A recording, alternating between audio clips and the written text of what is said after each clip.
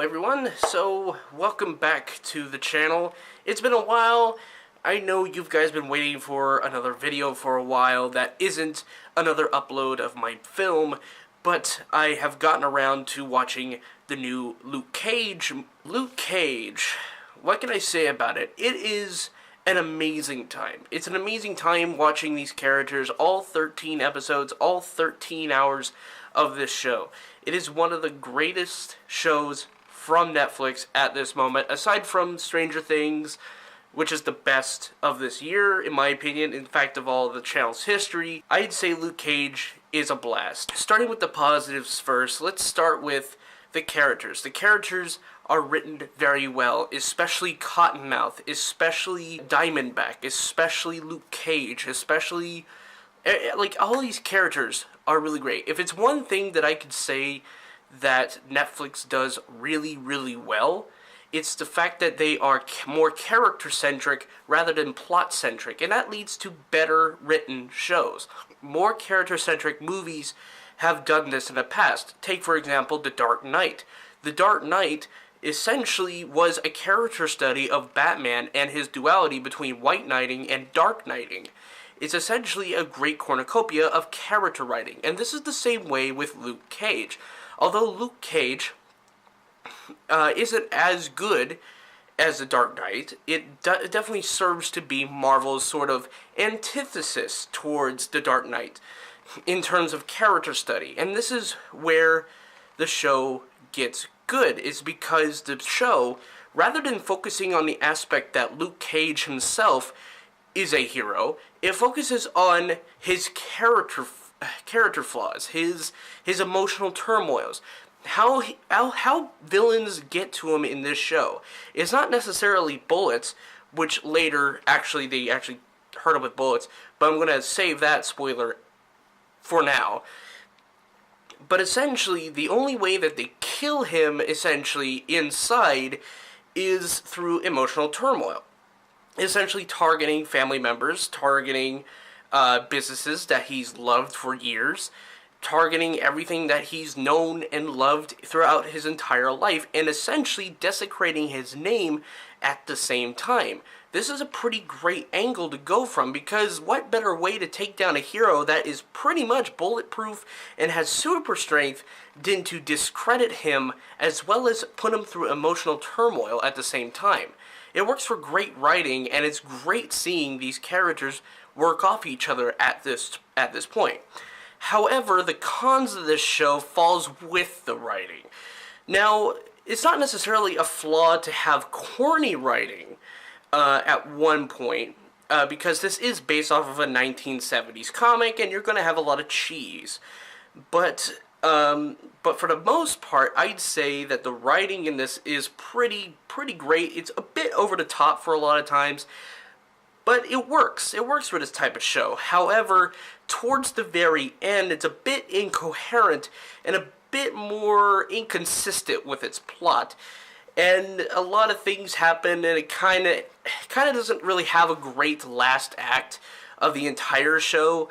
But you could understand the conflict between the main villain of the show and Luke Cage, which is great. I also love how they kind of break down the reason why Luke Cage is so impervious. And I'm not going to spoil it here, but if you want to go watch the show, it's on Netflix.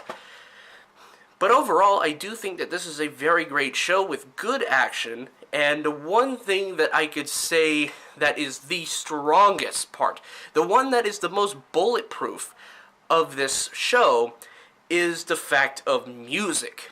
The music in this is the most solid I have ever heard from a Netflix television show since Stranger Things. It's probably the best of the Marvel Netflix series of shows. This has the greatest soundtrack, the best theme of pretty much anything Marvel at this point. It's very funky, it's very upbeat, and it gets you in the mood for a bit of more of a fighting feel. I love that. I love it. It's great music writing. It's great. The music in the other parts of the show during each episode are actually pretty well handled. It's very R&B, very jazzy. It gets me into the mood, it gets me into the setting of the entire show, and it works for a benefit. Now, another con that I did find with this show is that while watching this show, I couldn't help but think of Daredevil Season 1.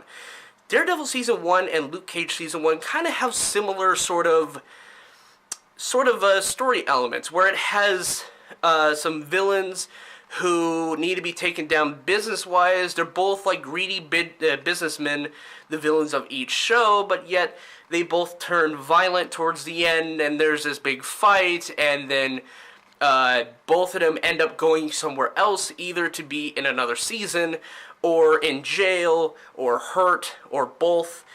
So it's kind of similar in that aspect, but I don't really blame it. It's pretty much just for writing purposes only that there has to be a final boss fight at the end of each season. And I don't blame them for that. That's pretty much the plot structure of every single superhero movie of all time. But for what it is, Luke Cage is excellent. It's superb. It gets me into the feeling of Harlem. Harlem is pretty much the epicenter of black culture. It's the epicenter of music, of soul, of religion, of everything else to the African American community. And the best thing about this show is its message. Now, although it has had some controversy because of its message, because of certain things about the message, about its conservatism and blah blah blah blah, you get the picture. It tells this message that it says, hey, you see this violence, youths? Like, it tells the youths, hey, you see this violence? Don't do it. And then it tells the adults who are doing this sort of crime, hey, adults, set a better example for your kids. And it's really great. It's a great message that they put into this show, and it tells of an anti-violence message. And that is pretty much what we need at this point. We need this anti-violence message. For one reason or another, this has to happen. It has to happen because it's culturally relevant, for one thing. Second, it has to happen because of recent events with rioting and whatnot. It gets into these things politically that need to be focused on, like the violent riots again, people doing crimes because they want to do crime, and you know, I support this message. It's a great message about anti-violence, anti-gangs. It's pretty much great. And it tells you, just because you're not bulletproof doesn't mean you can't do something for a change. And that is the strength of the real, true, core strength of this show. It's a great message that everyone should live up to. But all in all, after everything's said and done, Luke Cage is solid. It's a solid show with solid editing, great light work, great music, great characters, some pretty over-the-top acting, and some pretty over-the-top writing that ultimately works for its benefit, although having some problems. So I'm giving, officially, Luke Cage a 9 out of 10. It deserves to be watched, and pretty much I think every time you see another Marvel show on this platform, watch it. It's guaranteed to be entertaining. Every season has been entertaining. So, what do you guys think of Marvel's Luke Cage? Tell me down in the description below, and I'll see you in the next video. Peace.